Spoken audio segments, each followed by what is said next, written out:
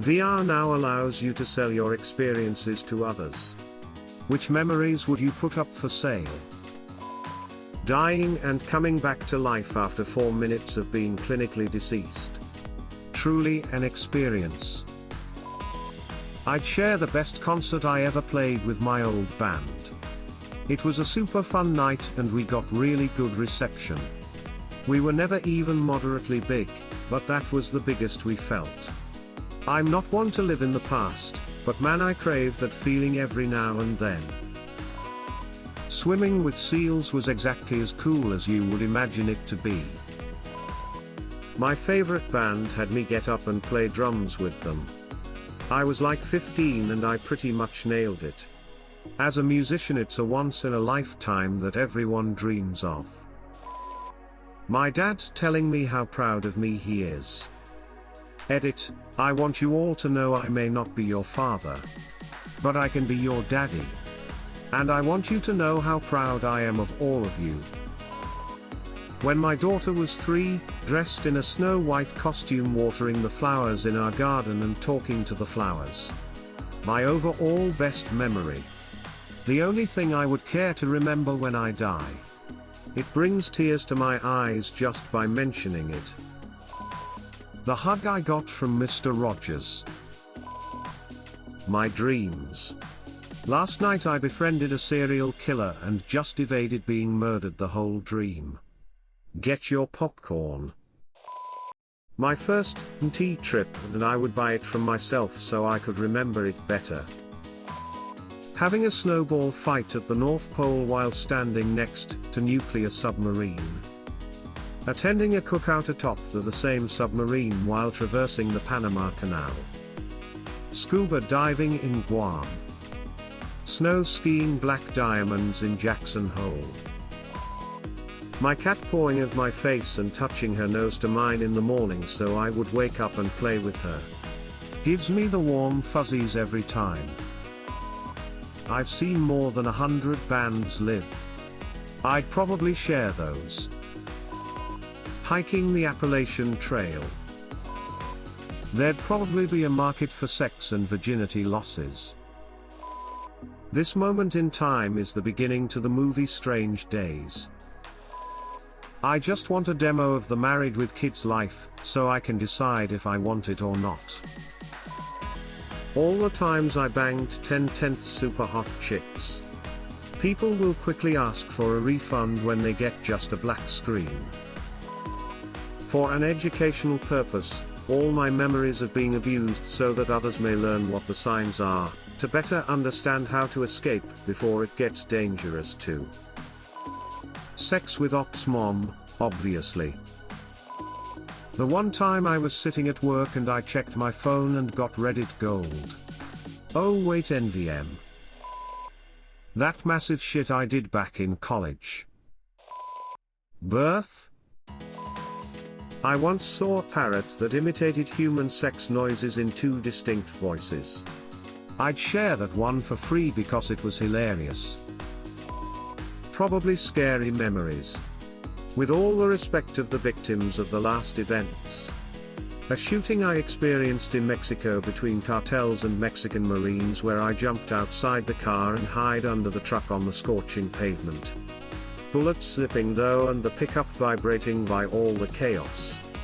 You could feel the sandcat moving with each high-caliber bullet impact. It was an scary experience, filled with adrenaline and something I morbidly enjoy telling. Probably combat-related trauma. I'm good without it. Figure there is probably some Halo playing dumbshit who thinks it would be cool to experience real-life combat without having to actually enlist. Have at it, bro. Some of the bad ones. To give people the opportunity to understand what it is like to be on the receiving end. I'd sell a 2 set of memories with specific order to be played in. The first would be me watching my mom die to cancer. To show the lowest my life has ever gotten, and the second would be me and my girlfriend spending our first day together in our apartment. From the first time we opened the door until we slept. Just to show that no matter how hard it gets, it always gets better. The feeling of hearing the words "your cancer is gone." One time I was cliff jumping and hell yeah, it was like 7 or 8 meters, but I did rolls and such things. It was really painful at the beginning, skeptical, but after hours it was awesome. Every jump was speed, excitement, spinning and winning. To be in my POF in this moment could be worth like $10. I was with a girlfriend at those impossible to win claw arcades. I had one last token and she really wanted a teddy bear. I actually pulled one out. I have never and never will top this moment in my life. Holding my 2 pounds preemie daughter for the first time. Want a fresh perspective on life? That'll give you one. That time I got to babysit 3 several-week-old kittens for a weekend. They were so cuddly and adorable. I would sell a typical day of me walking through my city. It would allow people to see what life is like from the perspective of a dwarf. You get to see how it feels when everyone and everything towers over you, and experience how inaccessible so many places are. And of course, how much unwanted attention you get from strangers. The photographs taken of you. The pointing, staring and comments. Maybe schools could use it to help kids empathize with people who are different.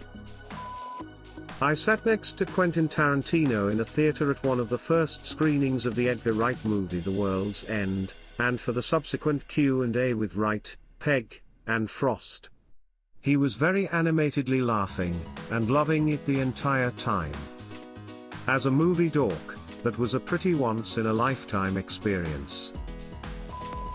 The time I went to a paranormal circus. It was fantastic. A red and black tent popped up in the mall parking lot overnight, and advertised a weekend-long paranormal circus. I couldn't find anyone to go with me, so I went by myself. It was so much fun. They had zombie nurses running the snack stand, light-up creepy masks and costumes for sale. Everyone was dressed like dark steampunk.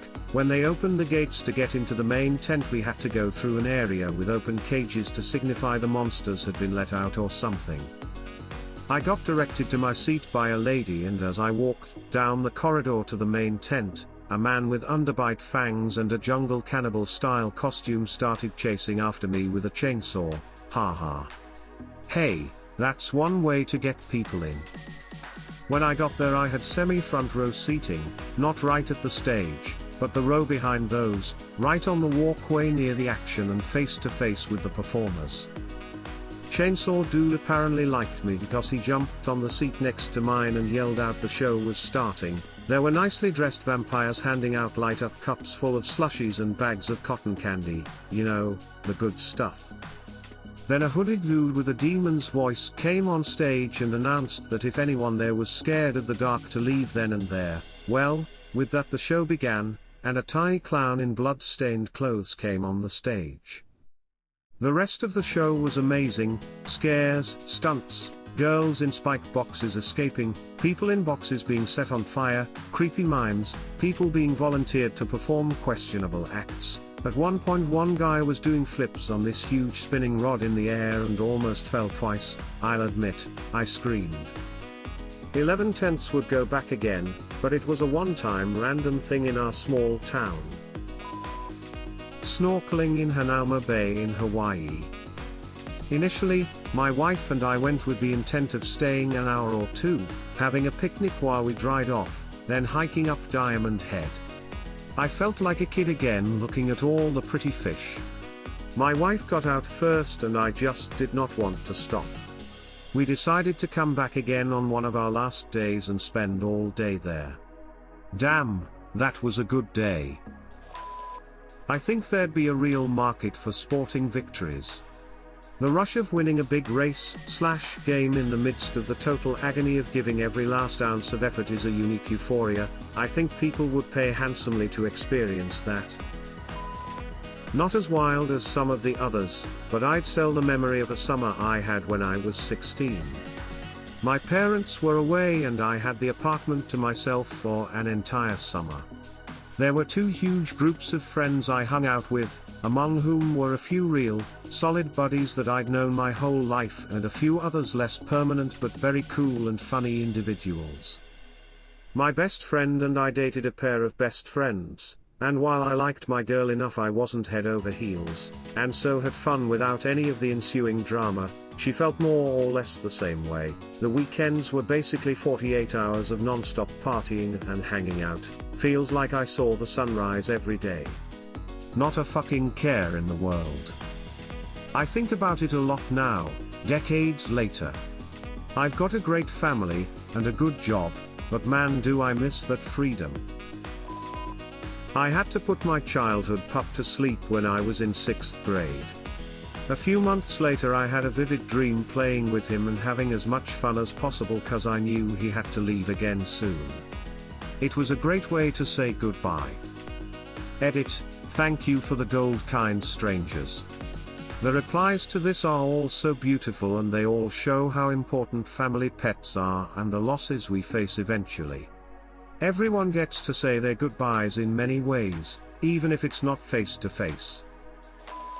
The video game career experience. All the marketing material for this experience would make it sound fun. Talking about how you can live your dream job through VR, creating awesome games for people all around the world. You start playing the experience. For the first few hours it's bliss and everything seems great. Then after the first few hours something seems off. Your bosses are mentally abusive, work conditions decline, your estimates are cut in half and deadlines are impossible to hit, your community bashes you, sends you death threats, and flames you for decisions that were made above your head in which you have zero input. I met this girl when we were both youth camp counselors over one summer. I asked her out after the first week was over. We went out a few times. Then we took a picnic up a nearby canyon, and just kind of lazed about on a big old blanket from my parents' house. I decided it was time for a detour, define the relationship. I asked her, hey, so I'm in, total likeage with you here. How are you feeling? I'm in total likeage with you, too. She became my girlfriend. I would share that moment when she said she liked me back using the same awkward, dorky language I used, then we just laid on the blanket, held hands, and stared at the clouds together for about an hour. Pure bliss. We've now been married for 11 years and have 4 amazing kids together and are currently building our dream house. The day I, a grown-ass adult man, hid in the back corner of a gas station parking lot, leaning against the rear wheel of my car, crying as softly as I could to myself for 5 to 10 minutes. It won't sell well, but I'll at least have a handy reference of how lonely, isolated, sad, and pathetic I felt at that time and many others besides. But that one stands out as a low point among low points, so it's the one that gets used. Some people have never been there, never will be, and as a result, I don't believe they can ever understand what it's like. It's not their fault they have people who love and support them, nor is it their fault that, as a result, they haven't had that first-hand experience. But now they can at least see what it's like. I told this story recently, but when I was 10 years old my parents made help out back to clear out the weeds that had taken over our backyard. It was going to take a while because how crazy it was, but I was taking even longer to help because I was so distracted by the cute puppy our next door neighbor had. I found out that his parents were going to take him back to the shelter because their son wasn't taking good care of him like he promised. They offered to sell him to me for $20 and I had that saved up, so I went back and forth begging my parents if we could get him. They finally caved and he became our. I named him Snoopy and have never been as happy as I was that day. I was an only child, so I looked so much forward to having a dog to play with and go on adventures with. It's definitely my favorite memory, because he meant too much to me in the almost 17 years he was a part of my life. Here is the first picture I have of us together, where you can see on my face just how happy and excited I was. I feel that people would want to experience a happy memory like that, and it would also be a way to help keep Snoopy's memory alive. For horror, the time when I was a little drunk and a lot lazy, and decided to float home instead of walking. I lived in a tiny island on the Atlantic coast, and was really familiar with the waterway from swimming all day, and nighttime boating. I hopped in, and the current started taking me towards my house, all good. But then it was eerily quiet, and the plankton glowed a blue-green as the water was agitated, and the lights faded. Every fish in the waterway left a giant glowing trail behind it. I couldn't climb out before I got to my house, because all the piers are covered in barnacles, and you pull in ladders when you're not swimming so they don't get barnacles too. I have no clue how long it took, but it was too long. It was like having an hour-long panic attack. All I could think of was, sharks feed at night, you idiot. My first memory. I was less than 2 years old back in India. My uncle came to my village. I packed all my stuff from the daycare center and ran towards our house screaming, "Mera mama, uncle from the mother's side, Agaya, my uncle is here." I'd like for people to see where I grew up and experience how it looked in rural India 90s. Plus I'd like to revisit everything once in a while because a lot has changed in that exact place. I sat in a perfect temperature natural hot spring in the mountains in Japan at midnight, drinking sake, listening to the river behind me. The steam was pulled off the surface of the water by a slow, cool breeze, and above me you could see 1,000 stars through the gaps in the trees. Not a single sound of anything man-made could be heard nor seen from this spot, as if it was absolutely timeless. Utterly relaxing.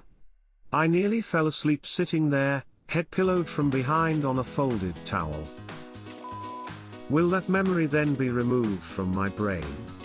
Because in that case I'm going to record the 1.5 years I spent in literal hell, aka British boarding school, and smash the disc into little bits and then burn the pieces. Fuck putting someone else through the experience of not having a single body part that hasn't been groped or grabbed against your will, and hearing the taunts and heckling 13 years later. Worse, still believing them even though you don't want to. Of knowing what it's like for your legs to be held so you can't get away while someone else shoves their fingers into you through your underwear. At least all will be quiet soon. Parents, teach your children the importance of being rude, of saying no. Of speaking out when you're uncomfortable whether or not it might hurt the other person's feelings. Even more importantly, demonstrate it in your life. I grew up watching my mother agree to stuff that made her really unhappy to please other people, so I feared saying no. I was told to always look on the bright side, so I didn't know how to complain, how to express unhappiness. The day I met my kitty, Luna. She passed away a year ago now, but I still cherish that moment deeply. It would be awesome if someone else could feel how happy I felt when it happened. It was a one-in-a-lifetime experience. I'd give orphans my vacations with my parents' smile.